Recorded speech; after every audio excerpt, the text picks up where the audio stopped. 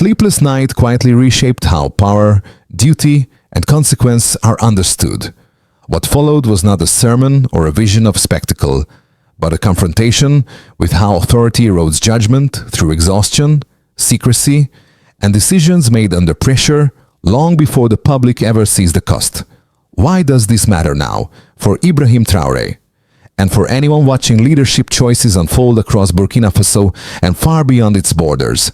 Because one's direction is set in silence, the consequences rarely arrive quietly. You are about to hear something that is often softened, delayed, or avoided when leadership stories are told in public. You will gain a clear understanding of how power actually works when pressure replaces reflection. This is not material for casual listening. If you stop here, it is easy to walk away with a comforting but incomplete picture where leadership is judged only by speeches, symbols, or declared intentions. Many narratives focus on outcomes while skipping the quiet decisions that shape them long before results appear. That gap is where misunderstanding grows and where public debate becomes shallow or distorted. Without examining that space, it is tempting to confuse confidence with clarity or urgency with necessity.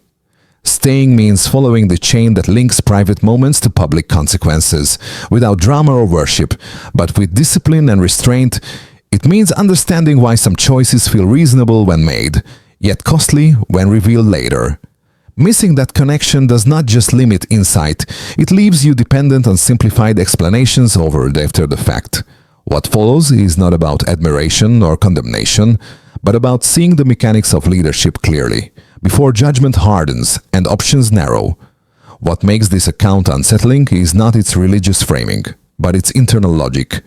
The experience does not describe punishment after failure, but exposure before collapse, a moment where leadership is examined while outcomes are still unfinished. One detail anchors this shift clearly. The entire vision unfolds during a single night of extreme exhaustion, after hours of security briefings and threat assessments, when decisions affecting lives were already accumulating. That compressed time frame matters because it shows how power does not distort character suddenly, but works fastest when the body and mind are depleted and resistance is low. The context around this moment is crucial at the time. Authority is described not as triumph, but as weight. Briefings pile on briefings, threats overlap, silence becomes scarce. In that environment, leadership is no longer about ideals, but about managing urgency. The text makes clear that no revelation was sought, sleep was. That absence of intention strips the experience of performance and turns it into an unintended confrontation. What follows is not a vision of enemies or external threats, but of leaders themselves, figures recognizable not by names, but by posture and habit, still reaching for wealth, documents, control, long after those tools have lost meaning. The message is not that leaders are punished by some external force, but that they are confronted by the accumulated weight of their own decisions, without distance, without insulation. This framing matters when placed alongside Ibrahim Traoré's position in Burkina Faso. The narrative does not claim prophecy or divine mandate. It repeatedly refuses certainty about origin. Instead, it focuses on a progression. Urgency justifying shortcuts.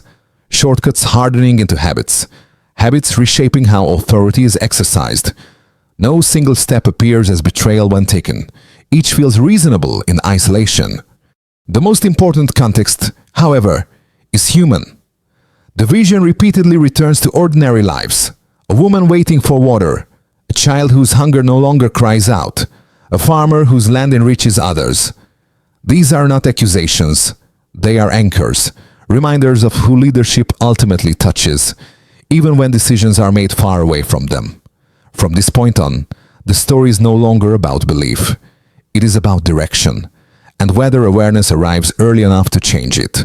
At this stage, the story introduces a figure who functions less as a hero and more as a guide, someone whose role is to orient attention rather than command belief.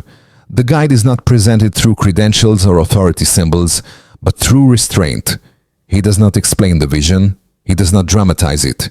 He simply walks alongside, allowing what is shown to speak for itself. That absence of instruction is precisely what gives the account its weight. The first early impact comes from what this guy refuses to do. There is no condemnation, no promise of reward, no threat of punishment. Instead, there is exposure. Leaders are shown confronting themselves, not enemies. One reaches endlessly for wealth and influence that dissolve on contact. Another relieves violence not as an order given, but as every consequence received. These scenes establish that power's earliest damage is internal, long before it becomes visible in institutions or policies. A second early impact confirms this is not an isolated warning. Multiple figures appear, different backgrounds, similar postures. Some are surrounded by crowds yet completely untouchable. Others speak but are no longer heard. The pattern is consistent. Authority exercised without listening produces isolation, even when applause once existed. This repetition signals a system, not an exception, placed against the real-world position of Ibrahim Traoré. This framing matters.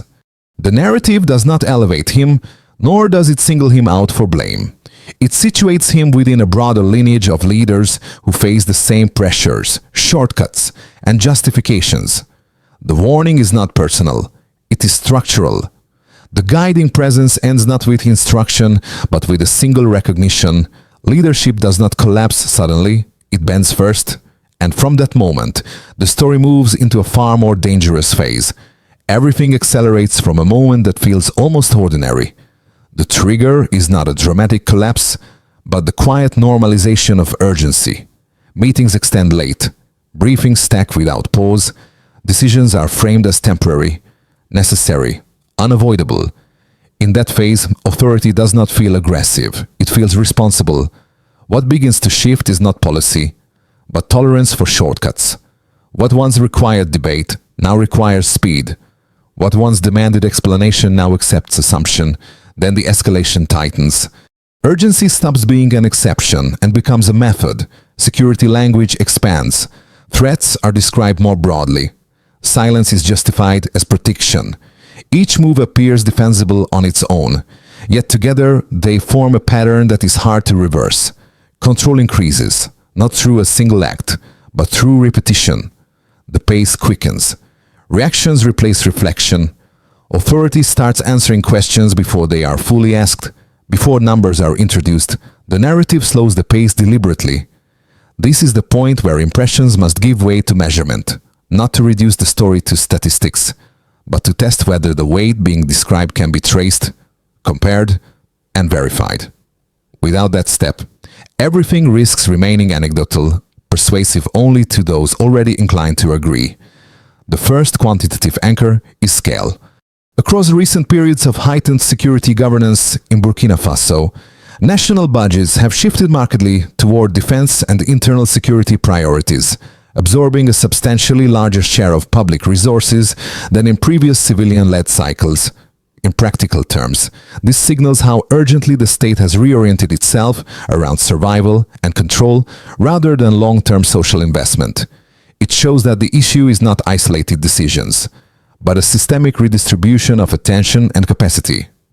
The second data point concerns speed and intensity. These reallocations and policy adjustments did not unfold gradually over decades. They compressed into a short time frame following the transition of power.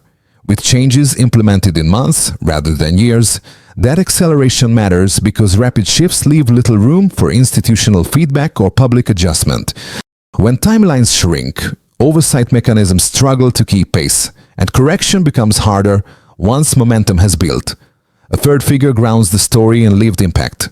Independent assessments and reporting during this period indicate that large segments of the population remain exposed to displacement, food insecurity, and limited access to basic services. Even as security expenditures rise, this contrast does not imply that protection efforts are unnecessary. To highlight the trade-off leaders face when resources are finite, every increase in one area implies pressure elsewhere, and those pressures tend to surface first among the most vulnerable. Taken together, these numbers do not accuse. They clarify. They show how leadership environments narrow under threat, how priorities harden quickly, and how human consequences often lag behind policy announcements. For someone in Ibrahim Traoré's position, such figures are not abstract. They are signals of how power is already reshaping the national balance between force, welfare, and trust. What is most revealing is not any single metric, but their alignment, rising security focus, compressed decision cycles, and persistent civilian strain form a pattern seen repeatedly in transitional states under pressure. The data suggests that intentions alone cannot counteract structural momentum. Even leaders who begin with reformist language encounter the same constraints once urgency dominates planning. This is where quantitative evidence alters the conversation. It moves the discussion away from personality and toward mechanics. It becomes less about whether authority is sincere and more about whether the system it operates within is flexible enough to absorb correction. Numbers expose that question without rhetoric. They show how far changes have already traveled and how much effort reversal would require. The figures do not predict collapse. They indicate weight on institutions, on budgets, on ordinary lives, and on decision makers themselves. Understanding that weight is essential because it defines the margin for choice that still exists. The smaller the margin becomes, the more costly humility and adjustment feel, even when they are most needed. At this point, the story is no longer speculative. It is measurable. And once something can be measured, it can no longer be dismissed as imagination or symbolism alone. It is important to acknowledge that there is a serious counter-argument, and it deserves to be presented at its strongest rather than dismissed quickly. Many observers argue that in a context like Burkina Faso, conventional standards of governance simply do not apply. The country faces persistent security threats, fragmented territory, and pressure that leaves little room for gradualism. From this view, hesitation is not prudence, but risk. The midpoint reveal is not a new event, but a reframing of what has already been shown. The story turns inward, away from systems and arguments, toward a single, destabilizing realization. The greatest risk is not opposition, failure, or external pressure, but the slow belief that responsibility can be postponed without consequence. This is where the account becomes most unsettling, because it removes distance. Leadership is no longer something observed in others. It becomes a mirror. The narrative emphasizes that no command is given and no future is guaranteed. What is revealed instead is a progression that can still be interrupted. Authority is shown as something that arrives incrementally, asking for small concessions rather than dramatic surrender.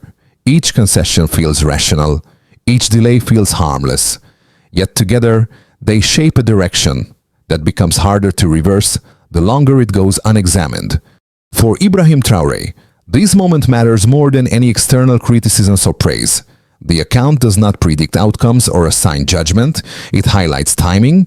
Awareness that arrives before habits harden still carries leverage. Awareness that arrives after identity fuses with authority rarely does. This is the dividing line the story draws. The reveal shifts the question being asked. It is no longer whether leadership will succeed or fail in conventional terms. It becomes whether leadership can remain self-correcting while pressure increases. That distinction reframes everything that follows. From here on, the issue is not belief, legitimacy, or ideology. It is whether attention stays sharp enough to notice when necessity quietly turns into justification. For Ibrahim Traoré, the relevance lies here. Leadership is no longer defined only by intention or rhetoric, but by how these overlapping consequences are managed, acknowledged, and adjusted to over time. The system responds to what is reinforced, not what is promised. At this stage, the reality becomes unavoidable. Authority has already shaped the field. The question is no longer whether consequences exist, but whether they are recognized early enough to be redirected before they harden into structure. The most likely path forward is neither dramatic recovery nor immediate collapse. In the base scenario, pressure continues at a steady pace. Security concerns remain central, and governance stays tightly focused on control and response. Adjustments happen, but cautiously. Some policies are refined, others persist longer than initially intended.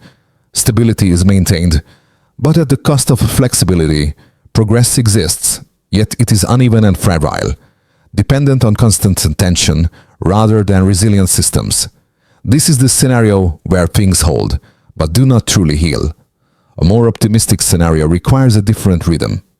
Here, leadership deliberately slows certain decisions, not to weaken authority, but to recalibrate it.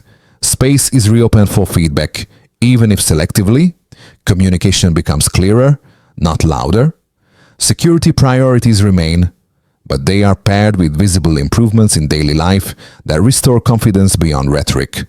In this path, legitimacy is reinforced through correction rather than insistence.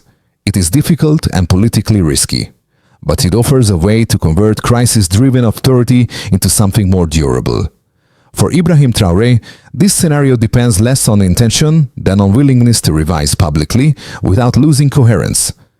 The worst-case scenario emerges when urgency becomes permanent. In this version, emergency logic hardens into identity. Temporary measures lose their endpoints. Criticism is increasingly framed as threat. Decision-making narrows further as authority concentrates. Over time, effectiveness declines even as control expands, because systems built for speed struggle with complexity.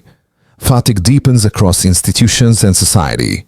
When adjustment finally becomes unavoidable, it is far more costly than it would have been earlier. This is not a sudden breakdown, but a slow erosion that is difficult to reverse once established. What matters most is not predicting which scenario will occur, but recognizing that all three remain plausible. The future is not locked. Each path is shaped by cumulative choices rather than singular events.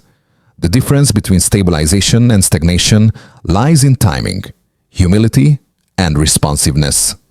Leaders rarely fail because they choose collapse. They fail because they delay correction until options narrow.